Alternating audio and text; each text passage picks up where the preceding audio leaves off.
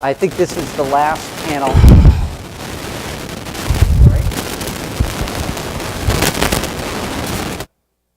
There we go. Was that you? That's better. Yeah, someone's stomach is growling. Thank you all. I think we're the last panel of the conference today.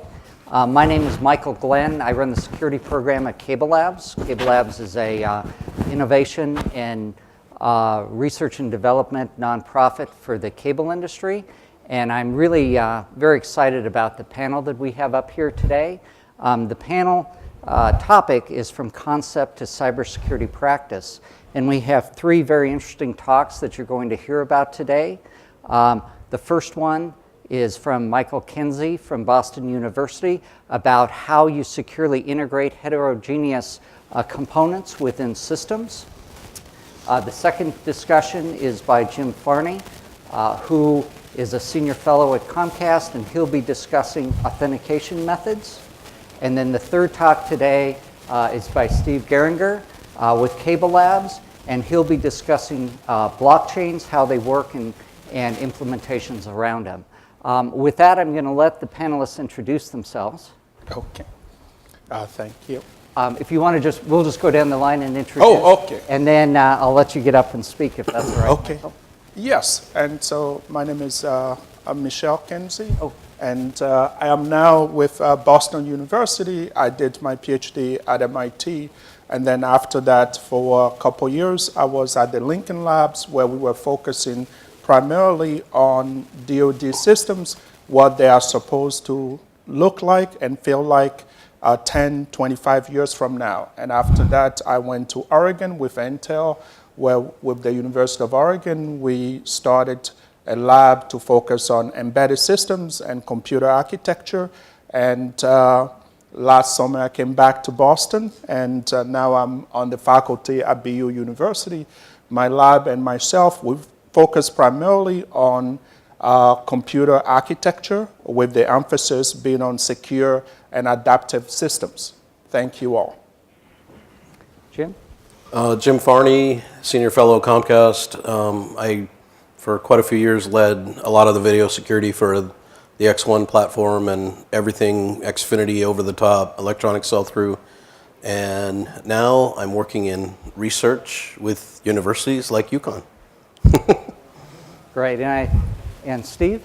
Steve Goeringer. I'm a principal architect at CableLabs, and I get to work on a lot of very interesting problems. And recently I've been working on blockchain and SDN and NFV, and I'm going to talk to you about blockchain today. Great. All right. Michel, please. Okay. Thank you. And today my presentation will focus on basically wearable devices, but it goes a bit larger than that.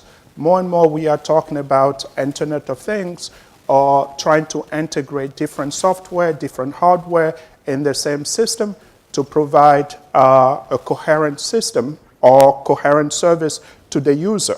And I will show here some of the challenges, but also our approach to how to design this sort of system. We have a project called Beacon Project.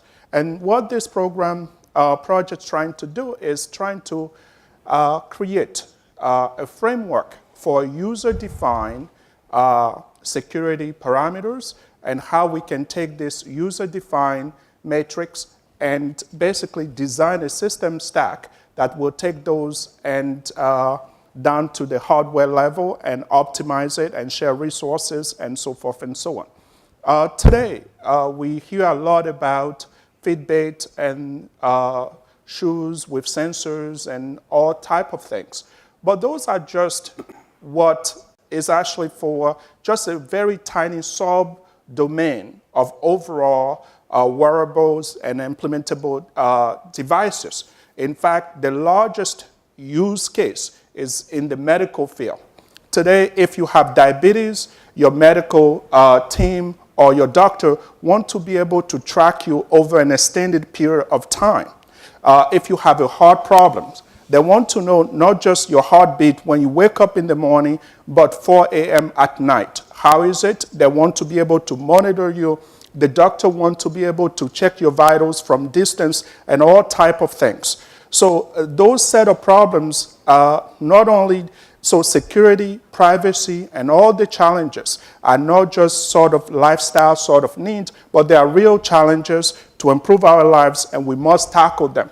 So you can see they are here to stay, to have a more meaningful ways to how we humans today. There are many ways we can track even attendance to this sort of conference. We could do a better job by tracking how easy was people to leave their desk, coming back, how is the traffic and all that, so that next year they may be able to provide a better service and so forth and so on. What was the bandwidth against the bandwidth? So this sort of integrated sensors into our environment, on our body, are here to stay. This is just the starting point. And even recently, I gave a talk where I say Internet of Things, or weaponization of everyday living. So once you can have a very secure front door to your house, but once you have a bunch of devices on your person, that is a way for somebody to directly track everything that you are doing, be in your house even when you are sleeping, and know that you are asleep. So this is a very key things that we must address. Again, is a full spectrum of devices. I'm showing this because often we tend to focus very much on what we know, Nike shoes, Fitbit. But this is wider, and it has penetrated many aspects of our lives and of our medical healthcare and all type of thing. And this industry will just keep growing. The latest by Gartner placed this around 2020 at 30 billion worth of just technology and devices that will make all of this come together. And furthermore, this is not one of those things where you can easily say, oh, maybe I don't want to wear Fitbit to come to in a room.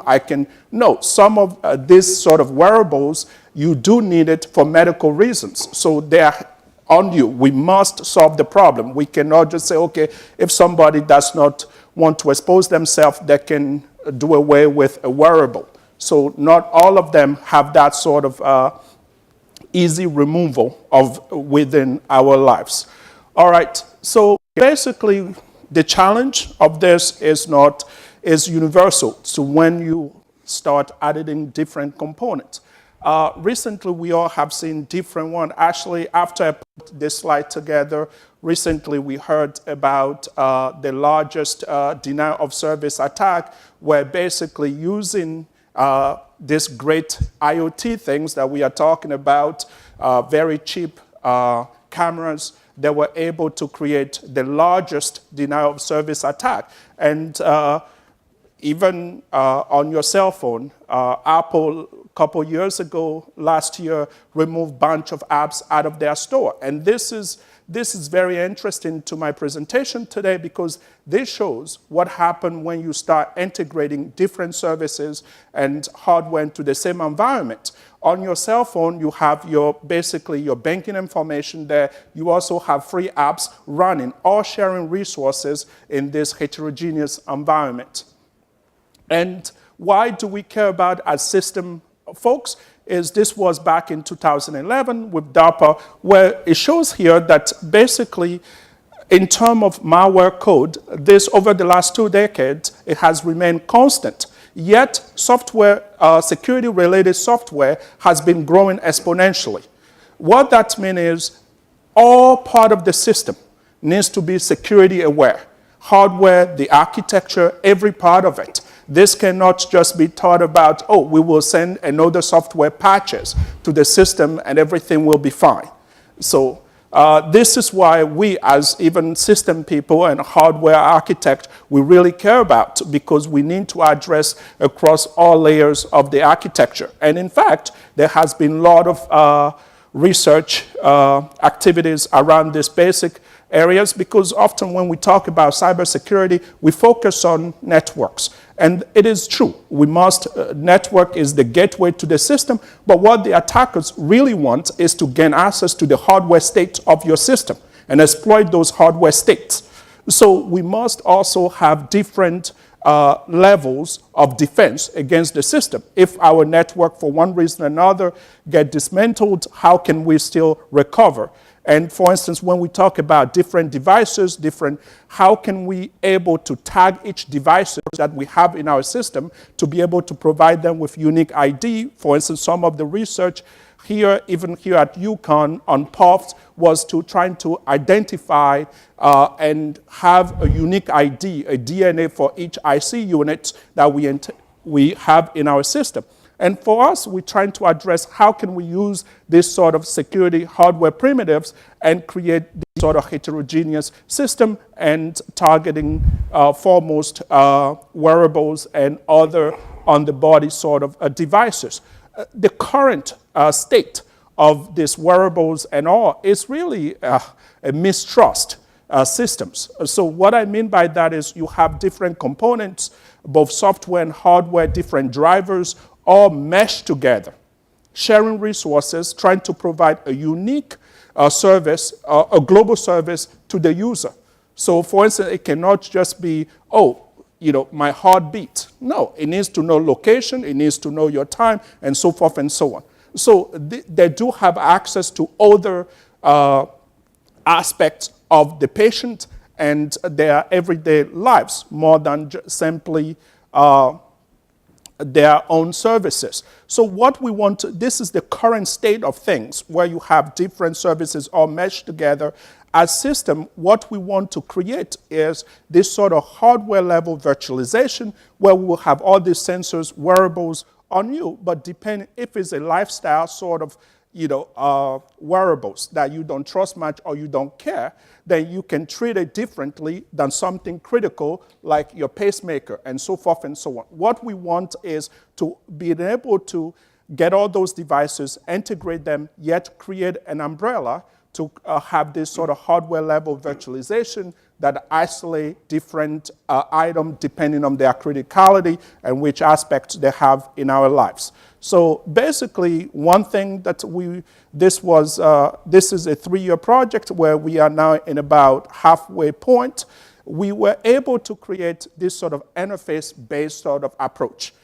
Simply, the chance that the person doing your bed fare will do your pacemaker or your microwave and everything, we don't view such a world where one company with overview of all the security parameters will fabricate all those things. So the reality is that we will have multiple vendors and providers, both of software and hardware, and we have to integrate them.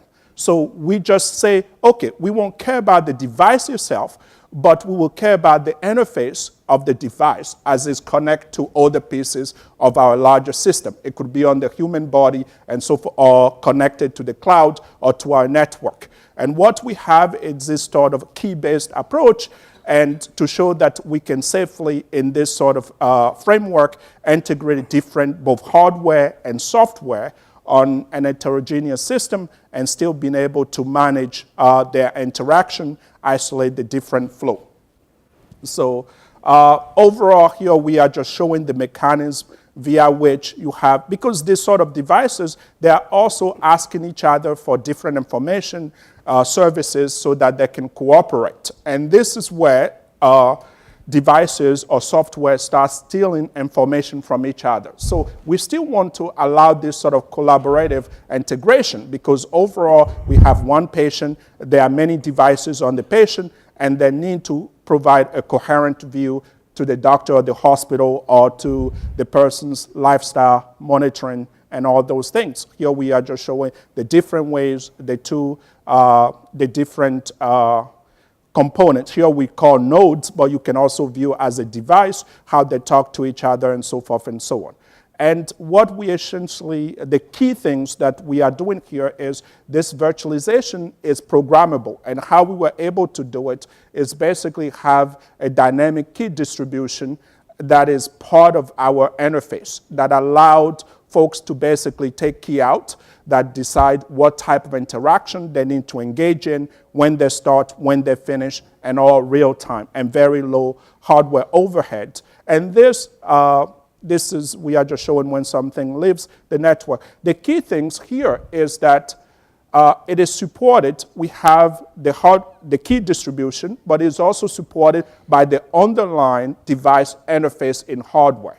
So that allowed even the patient, the person wearing it, you can reprogram how you want a given device that you go by your bedfare to interact with the rest of your devices, away from the vendor or the provider, and also away from your hospital, if you want, for privacy reasons, don't want certain things to be revealed, and so forth and so on. And this is kind of the overall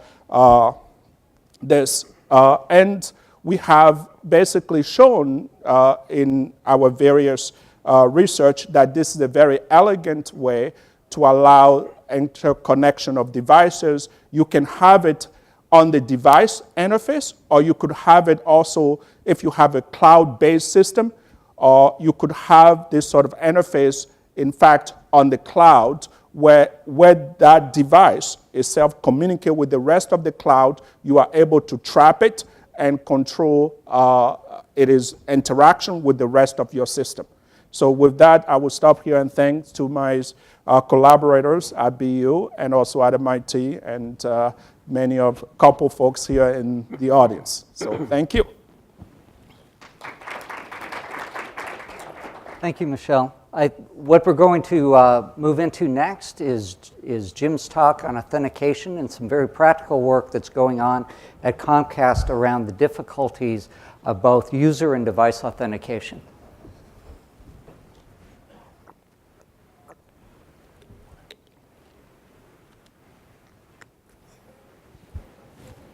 Do I have to bring it up? Let's just take it out.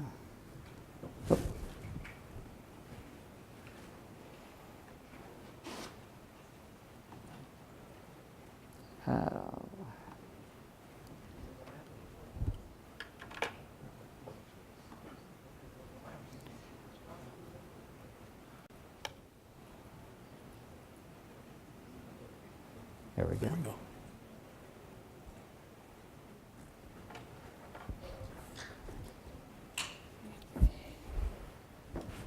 There we go. Good afternoon.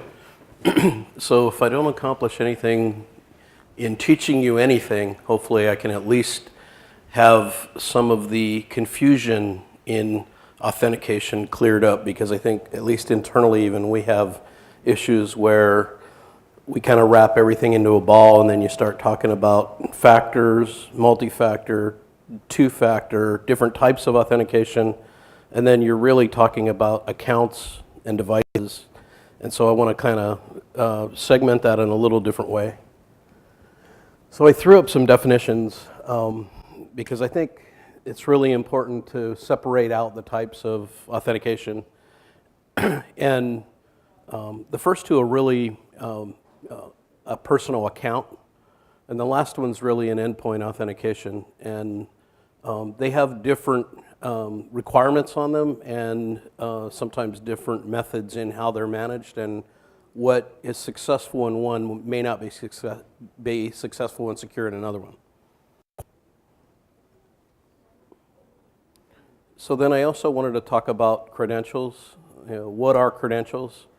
Are they user credentials? Are they device credentials? It's usually a definition where you have some sort of identity and some sort of authentication information that you're passing to be validated. And then there's a bunch of different, there's three main types of authentication factors, and I think probably everyone's heard this. Your knowledge, your possession, and your inherence. And the last one's really biometrics. And so there's a whole bunch of different ways that you can use things singularly or in conjunction with. And I just created at least a list. It's probably not completely inclusive, but one-time passwords, user identity, and password or PIN, tokens, certificate keys, and then biometrics. There's a whole bunch of different ways to do biometrics. And I'm going to get into something at the end that talks about the impacts of which ones you select. So actually, I have a few different accounts. Wells Fargo is one of them. I'm not sure I'm going to stay there forever, but given the recent stuff that came out. But it's interesting with bank accounts. It's just a username password, and if you look at it, they may apply rules that make the password strong, but the entropy on the password is pretty limited. It's very small entropy. It's not a key. And even if they create a strong password, they never make you change it, most of them. And so I wanted to throw this up there. That's interesting. The color highlights are not coming out, but I had the pros and cons highlighted in green and red, but I'm not sure which version of this we got. But it's easy to implement, and it has little impact on the user, and that's why passwords and PINs are everywhere. Not that they're secure, and there's a whole bunch of stuff that's been done. Actually, I went to a conference at Stanford, and Stanford's doing a lot of research on how to make the hashes that are stored in the cloud safer, because there's so much special hardware and even web portals now where you can present just the hash and get the password back. And they're successful like in the 95% range, and it depends on which hashing algorithms you're using, and there's a whole bunch of different technology going into that space. But I think if you look at multi-factor authentication or two-factor authentication and you pick the right things, that all goes away. You don't even need to worry about it. So another one is security questions. Usually this is for recovering a password, but in some cases it's also used to authenticate you. I mean, it's still an authentication mechanism, even if it's recovering your password. And it's not very secure either. Again, low entropy. It's really easy to brute force and just keep guessing. And you know, these slides are not the latest ones, so I did some editing on some of these, and it's not showing up, but I'll just we'll go through it. The other one's digital certificates, and the big drawback on digital certs, scalability. I think Newport talked about it. You know, you have billions of certificates, you got a problem. Even in the hundreds of millions, it's a difficult task to renew, revoke, and manage all that. And then the other thing is, there are some good things about them. The entropy is very high, so it's difficult to hack, unless there's some implementation flaw. And then the other thing is they can't be used. You can't share them, and they're not. There's no replays or anything on digital certificates, because usually you're using the private key to authenticate that you actually hold the key. So then the other one is, I put these two together. They're a little bit different, but one-time passwords, I think most people are probably familiar with them. RSA tokens, they call it a token, which is an overloaded term, but something that gives you a one-time password for a time window that you can enter in. A lot of times these are used in VPN access. Symantec has a VIP, Google Authenticator. There's a bunch of different examples. It's more expensive though, because you're going to have an annual maintenance, and you're going to pay for the actual physical device token that they're going to give out to you. The other thing with this is sometimes you don't have the physical token. Sometimes it's a cloud-generated one-time password, and in that case, you have network synchronization issues that we're dealing with right now. And if you get out of sync, it's even hard to find support in the company that can actually get you resynced so that when you enter, it's what the cloud's expecting. I've had issues with this recently, and I actually know how it all works in detail. But I wanted to just mention push passwords, because we had a little demo that we pulled together I had a PhD student candidate from UConn that worked with me on a couple things, and she actually pulled together a quick demo. The push password is basically, you have some identity that you send up to the cloud, and then you get basically a one-time password, and it's really the same concept. But it allows you to add a device onto an account. and then you have some time period that you define in your policies on how long you accept that one authentication with that one-time password to allow that device to continue to just use a password to access whatever resources are allowed in the cloud for that particular type of device. Let's see, I think we've covered that one. Security tokens, here's the true definition of security tokens. Interesting concepts. Normally security tokens are given out, and they're given out in a way that you have to do some sort of authentication before you get the token, and then the token has some time to live and an expiration, and then it's no longer good. And if it's implemented correctly, it's not bad, but the biggest thing with tokens is you can like intercept them and use them for the time to live, and there's really no validation that it, unless it's bound somehow to something, which a lot of times tokens aren't. Tokens work really well. We have a really strong system of tokens for the X1 platform, and there's a strong authentication. There's actually 2 tokens, and you have to present those tokens to get a license to play content. The interesting part with tokens is the shorter you make the time to live, the more effective you're going to be, because the stronger it's going to be, because you end up having something where it can't be passed to someone else, or it can't be intercepted and replayed and used. Tokens have some interesting problems too. It's fairly complex to implement and renew the tokens, and you can also have scalability problems. We're up to, I don't know the number, I've heard 25 million new set-tops now on the X1 platform, and with 25 million, we have some issues. And we didn't have those issues at even 15 million, but new issues present themselves in scalability when you get, that kind of scale on something. So, I think that's it on tokens. And then there's biometrics, and I have my own opinions on biometrics. I would not give out, or I would never do something for a retinal scan like Clear. I don't want to go there, because the number one issue that's a problem with biometrics is renewability. Once it's compromised, if that data is compromised on your biometric, you have to think about that. There's no renewability.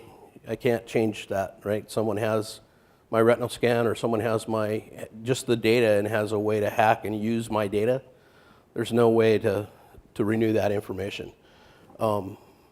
I think the ones that are most promising, though, are fingerprints, and obviously the phones are really having a big impact in that space. My bank account is actually more secure to get into with my phone than it is with my laptop now. And then the facial scan recognition is really starting to take off, because they don't have to pass a massive amount of information to the cloud. And that's another concern with doing biometrics, is the cloud. And the cloud has, you could, when you get to 25 million, if you have 25 million authentications and you're sending tons of points, and there has to be processing to validate the subset of information that they're sending on your face or on your fingerprint, and then they're picking certain points, that information can really create a load, both in network load and also in processing. And then even the latency per authentication, depending on how the system's implemented and how big the data packets are that they're sending. I think that's it on that one. And so I wanted to talk about all that first, because that is separate from, in my mind, from what single factor, dual factor, and multi-factor is. It's really just a grouping of all the different things that you could pick out of the basket from the first slides. So single factor, we talked about, username, password, or username, PIN. There's a lot of examples, and it just identifies the party requesting access to a service, or to your accounts, or to some other privileges that you might need. Two-factor, and I threw this in here for a reason. So Belco's a credit union in Colorado. And if you look at this, you'd go, wow, they have a username, a PIN, and a password. I threw it in here as two-factor authentication. It's not the way it's implemented. It could be if that was a one-time, if that PIN was a one-time password that's being passed to you, or you had some way of having that change in some way that you know. But it turns out the banking PIN, the phone banking PIN with Belco is a static number, 6 digits that you put in. And so really what you end up with is a password and a PIN, and you have a little more entropy than an 8-digit password. That's all you have. You have nothing. There's no two-factor. But they think it's two-factor. So there's a lot of examples, though, of two-factor. The Google Authenticator is one, Facebook two-factor, the RSA token that we talked about earlier with one-time passwords, and your regular password can end up being a two-factor or any kind of password with a biometric. And then multi-factor is just, you might end up with 3 things, right? Or it's 2 or more, basically. But it's just a term, really. Two-factor and multi-factor are really just terms. And I wanted to define those. And there's, PayPal Secure actually has multi-factor authentication. And there are accounts inside Bank of America and Wells Fargo that both have it. And then E-Trade has a secure authentication that uses multi-factor. So I wanted to really, this is really, to me, the meat of the presentation. All of that, maybe everyone in this room understands. But the requirements considerations are, to me, a real critical part of this. And, usability, how are you impacting your customer? Like in Comcast, we have 23 million video customers and 23 or 24 million broadband customers. When they have to do something, you have a whole bunch of different demographics of people and their ability to authenticate who they are on a website or into a portal or into a service. So how scalable is it? How easy is it for them? What if they have to carry something, right? Someone that's a customer, do you really want them to carry around something that gives access into their services? Is it server compatible? And then you have a bunch of issues around deployability. And I just picked password and biometrics just to kind of throw 2 things out there that are usually talked about together. The other one is, in the requirements, the security requirements. Is it resilient to physical observation? Can someone watch you and get in? Is it resilient to target impersonation? Targeted impersonation, is it resilient to throttled guessing, or unthrottled guessing? It depends on how it's implemented. In some cases it can be, but in some cases it's not, depending on the level of sophistication in how it's implemented. And the other thing, like phishing, all of this doesn't do anything for phishing, really. Authentication is totally orthogonal to authentication and phishing.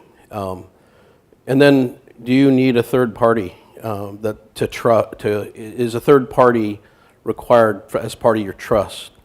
And then the last one is it resilient to leaks from other verifiers? So if you have a third party verifier, or you're pushing stuff in verification into some Amazon Web Services or some other cloud, is it resilient to that? So there's a lot of considerations when you're pulling together what you're going to do to authenticate someone to an account or even a device into a network. So I just had a summary, and I have actually more detailed information on those last 2 slides in the back, and I'm not going to go through that, but I'm just going to close with decisions and practices. So single factor can be strong if it's using biometrics, but obviously breaches are going to be big. If somehow you're breached and you don't have anything else to protect that information, that's a really difficult problem to overcome. The other thing, 2-factor versus multi-factor, when multi-factor is more than 2, Two-factor is going to be a strong consideration over multi-factor because of the level of different people that you have as customers. And if you're making somebody enter 3 pieces of information, that's going to be difficult for a lot of people. And 2 pieces, if one of them's something that they're putting their finger on or something, not a big deal. But there definitely is issues in how complex you make it for your user. And then there's also the make versus buy. Do you want to buy something from a company and then you maybe not able to tailor it to exactly the way you want it and scale it and streamline it so it's efficient? And then there's, or do you want to make it and then you have to have your whole support system inside your company? And then latency and authentications per second are big considerations when you have 25 or 50 million customers. And then the other one is, so the usability, deployability, and security strength we just talked about. And the other thing is the security breaches in identity and credential compromise both need to be analyzed to see what kinds of recovery systems that you're going to need to have in place if there is a breach. And that last one can be a huge issue depending on what you're implementing and what you're deploying. So that's all I have. Thanks. Thanks, Jim. Interesting talk on what appears to be a very simple concept, but in practice is extremely difficult to implement. So thank you. Next and last is Steve Goeringer. Steve is going to talk about blockchains.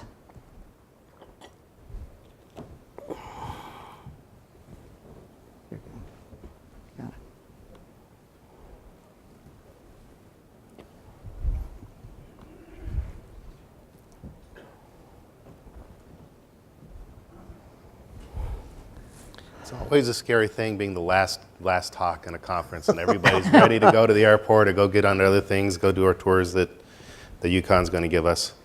I'm here to talk to you about blockchains, and I'm sure a lot of you have read a lot of hype about them. You've read a lot of technology. I want to set the stage for the way I look at the problem, then walk through an example, and then we'll talk about how they relate to the cable industry. A blockchain is just a tool to create securely linked lists of transactions. Some people may have also heard the term distributed ledger. In the literature, it's kind of, those terms are used synonymously, blockchains, distributed ledger, same things. I kind of like to look at it as blockchain's the technology that implements a distributed ledger. And the reason I like that is it focuses you on cryptography is one thing, the application's another thing. The application is how do you record this information in a way that lots of people can use them. But that said, the best thing to do is just to walk through an example about how blockchains might actually work. And this is a security talk, so we have to have an Alice and Bob.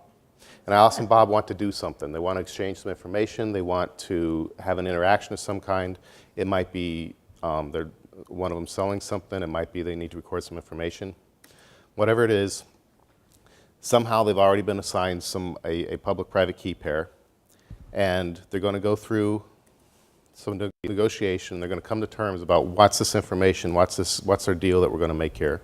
And when they come to terms, Bob's going to say, okay, cool, here's my public key. And Alice's computer or wallet or whatever she's using is going to take the terms of that negotiation and Bob's public key and her credentials there. She's going to compute a transaction. That transaction is going to be digitally signed. And it's going to have her private key as the basis for that. And so now only she can say that I did this and I know I did this. And once her computer's done with that, she's going to submit that to a blockchain network. And it might be submitted to one node, it might be submitted to several nodes, it might be submitted to all the nodes through a broadcast network. When the nodes receive that transaction, they're going to validate it. Can Alice actually do this? There might be a smart contract involved, and they might do some validation of that smart contract as well. And once that transaction is validated, it's going to go into a queue or a stack, and it's going to sit there until the nodes are ready to process it. And when they are, they take all the transactions they've taken from all the Alices and Bobs out there, and they're going to hash each of those transactions, and then they're going to put those together until they have one single hash for all those transactions. And they're going to take all those transactions in, they're going to take that hash of hashes. Sometimes in the model I showed here, it's the Merkle root. You hear that referenced a lot in Bitcoin and Ethereum. And they're also going to say, okay, so here's the hash of the previous block, and here's the height of this block, and here's some time information, and maybe this is the idea of the node. They're going to take a lot of other information that's specific to this unique block in time, and then they're going to do some cryptographic processing on that, and they're going to sign it. And it's part of a network. So a lot of nodes are trying to do the same thing at the same time, and there's lots of blockchains out there, and they all have different means of going through consensus and choosing the one or few blocks that are actually going to be added to the blockchain. And once they've done that, it gets added to a blockchain. And sometimes that consensus algorithm might not be 100% perfect. So sometimes there might be 2 blockchains running at the same time on the same node, but eventually consensus will revert to 1. So when you look at this formula and you get to this blockchain, what do you have at the end? What's the result? You've got securely signed transactions that are part of blocks, and those blocks, they're attested by the nodes that put them in there, and they're validated within the block. It's hard to change them. The blocks themselves have had some type of work or stake put against them so that they're hard to change. And then over time, you've got this big, huge linked list of blocks that have hashes in them that identify the previous block, which has a hash that identifies the previous block. And all that information has been hashed, so it's very hard to change. And that's the result of blockchains. Now, whenever you're looking at a hype technology like blockchain, it solves all the problems in the world. It solves everything. And once you start trying to use it, you spend a lot of effort and say, oh, well, maybe it doesn't solve this problem. I didn't think about this. This isn't working the way I expect. So it's always good to take a step back and say, so why is this different than previous technologies? What's the special thing here? So in blockchains, I think it really comes down to just a few features and their associated requirements. Blockchains allow us to achieve a seamless transparency and visibility on an ecosystem scale that's been very hard to do with databases. And when Alice submits that transaction to the blockchain, Bob can see that she did it. And he can see that these are the terms that I agreed to, and he can see that it's sent to him. And all the other processors can see that as well. And when it's been hard to achieve that level of transparency and visibility. Another thing that we get is that once the block's on there, and that transaction is included in the block, and it's been there for a few hours or so, it becomes very hard in a computational context to change that. And that's the characteristic we call immutability, the ability to not be changeable. And that's a key thing that differentiates blockchains from database applications. Databases are made so you can update records. Blockchains, not so easy. The transaction's there. And you see a lot of applications where they'll say, okay, so let's make a way to append or change that transaction in a later date. Start looking at your use cases really carefully. Maybe blockchains aren't the right technology for that. And one thing that I think is highly undervalued is that they're transaction or interaction oriented. They're designed very well to track transactions. And because of these 3 features, you really need to look at blockchains as platforms for orchestrating ecosystem-oriented secure transactions. They don't work in one, if there's only one trust party that you need to deal with, or even 2 parties. They work well when you've got lots of people that have a shared interest and they need to trust each other. These features aren't free. You've got to distribute that blockchain across lots of parties. If you don't do that, any one party can go in there and subvert your blockchain and undo your benefits. Another thing that's really important is I focus on cryptography, but it's also the rest of the security implementation, the certs or whatever you're doing for identity and management of that, the cryptography, the resiliency of the protocols you're using. It's only going to be as good as your security. Blockchains take a lot of storage. And if you think about it in terms of recording all the transactions within an ecosystem that you're doing, that storage builds up really quick. Bitcoin this year started out at about 45 gigabytes for what was in the entire blockchain 2009 through this year. It's gone all the way up to 90 already this year. We're not even through the year. The growth rate is pretty high. And for us network experts and everything, 90 gigabytes doesn't seem like a lot, but there's 5,500 nodes in the Bitcoin network. And they have to be able to download that information and validate that it's all current, and so it's a lot of data. And finally, blockchains are about removing the need for trust within the ecosystem. I say removing the need for trust because you know that that transaction took place, you know who it took place between, and so there's no need for trust between those parties anymore. They know that transaction took place. And they can trust that because they developed the code base, everybody agreed on the code base, they're all processing the transaction the same way, and that's called consensus. And if you can't come to consensus, if you don't have an ecosystem where you're willing to trust each other, then it's going to be very hard for you to benefit from blockchains. And when you look at these 4 requirements and put them together, blockchains are seriously resource intensive in terms of computing power, in terms of the storage necessary to them, in terms of the bandwidth you need on the network. And when you take all those 3 things together, it means one thing: they use lots of power. Bitcoin's using on the order of what Ireland powers the entire country with a day right now to process $9 or $10 billion worth of market cap of economics. That's a pretty expensive load. So now we've talked a little bit about how to look at the hype technology and how to narrow it down. Most of us work in very specific areas, so you got to have an idea of how do you apply it to your industry. I work in the cable industry, so how do blockchains relate to cable? And the first thing is, we really think they've got transformative potential, but it's very subtle.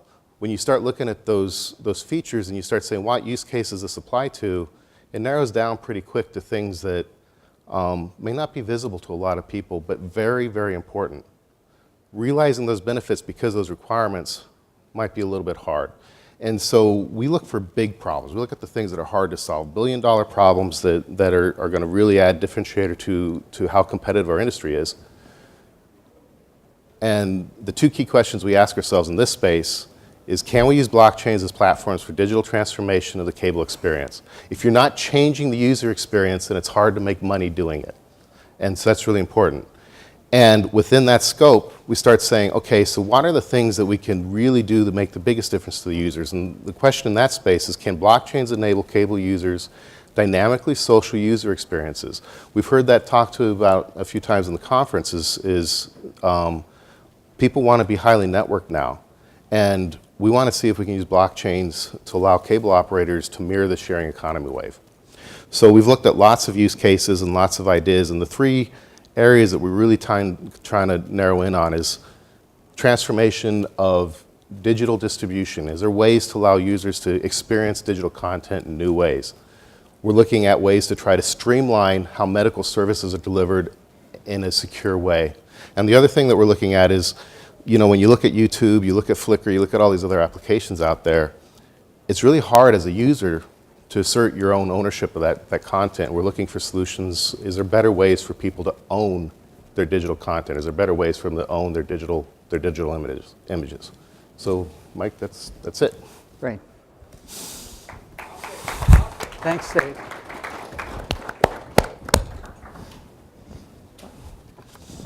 So now we're running up on our time, but I do want to see if there's any questions from the audience. If not, I'll ask the panelists a couple questions if there is.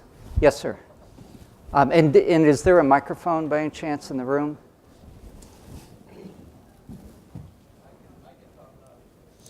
I think it's streaming, and so we would like to get you on the mic if possible. We can repeat the question, Mike. Okay. Yeah, please go ahead.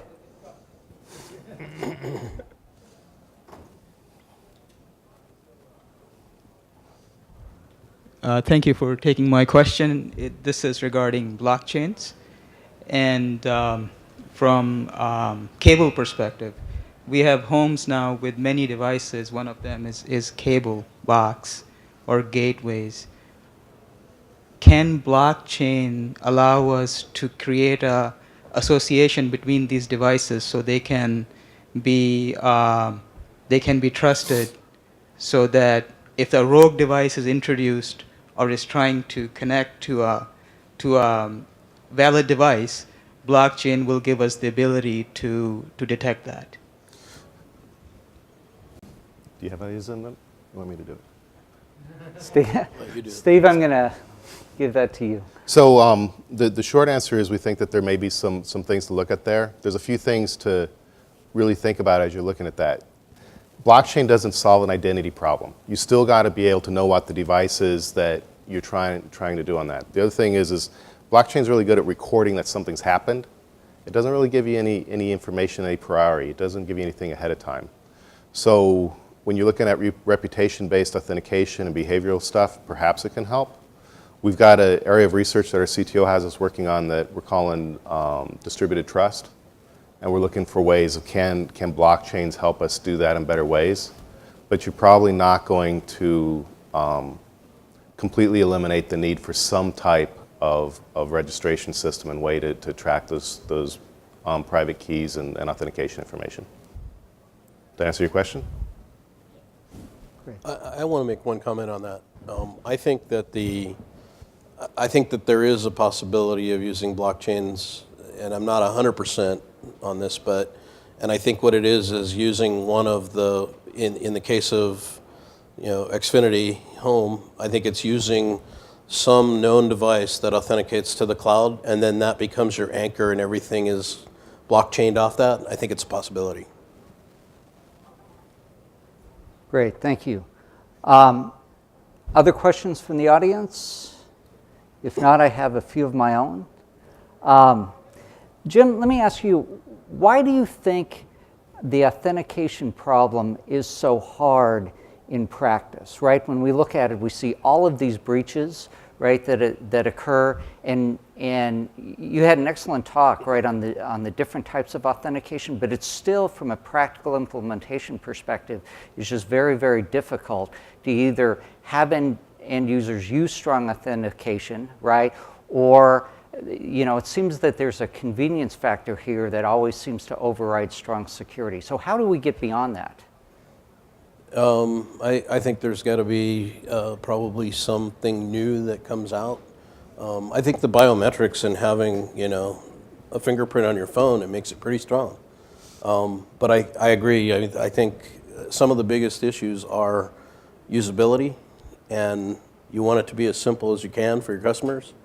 And then the thing that, to me, creates all the breaches is, 90% of them or more are probably based on the implementation has been done poorly. That's why we see so many things happen. Right. Michel, a question on your talk. Very fascinating work on how you take heterogeneous systems that have trust and trusted and untrusted environments in a multi-layer authentication, right?